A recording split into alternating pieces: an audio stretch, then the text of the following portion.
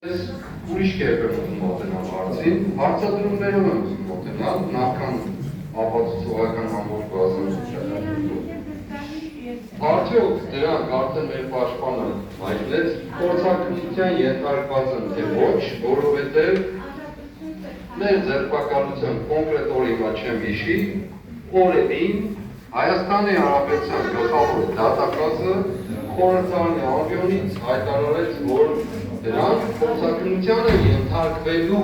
ուրեմն առանց փորձարկության ենթարկելու մարդկանց ձերբակալության։ Հարց առաջին, թող այս հարցին պատասխանը ենթարկված է կամ ոչ։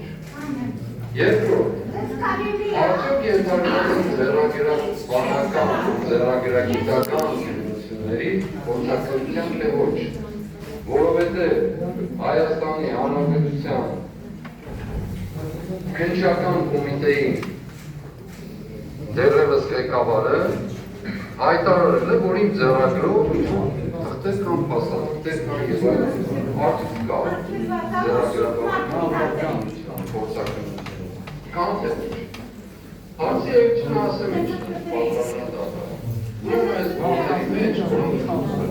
կես աչքով եմ կարդացել, կես աչքով չեմ կարդացել։ Ուրեմն կա տեղեր, որտեղ նշվում է, որ խոսում են մարդիկ, ինչ-որ մարդիկ, այո, ինչ-որ մարդիկ, որոնց անուններ են վերագրված, և հանկարծ գալիս ասում է, որտեղ ասում չի լսվում, շատ լավ, չի լսվում, հնարավոր է, որ չի լսվում,